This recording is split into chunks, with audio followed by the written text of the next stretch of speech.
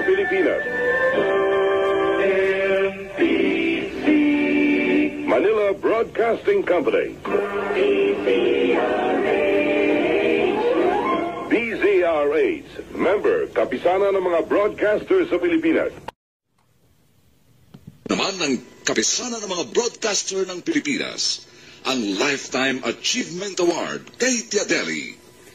At ngayon, 50 taon nang sumasahim papawid, buong pagmamalaking inihahandog ng Manila Broadcasting Company ang kasaysayan sa mga liham kay Tiadeli.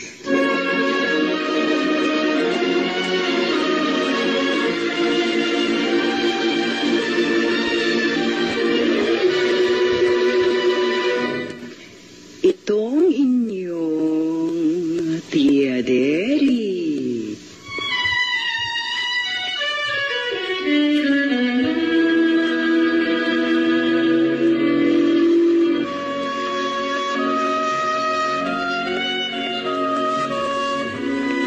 Kumusta, mga ginigiliw kong tagapakinig? Narito na naman po kami sa pagsasadula ng mga pangyayaring lumikha ng suliranin at bagabag na humitik at naging mahalagang bahagi ng buhay. Mataos naming layo ni magdulot na ikagagaan, kundi man tuloy ang ikapapawi ng hapdi at kirot ng pagdurusa o agam-agam.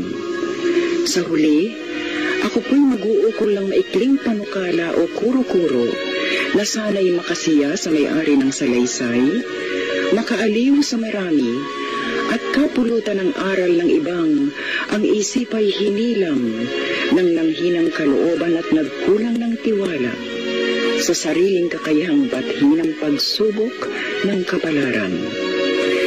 Ito po ang kasaysayan sa mga liham sa inyong Tiadeli.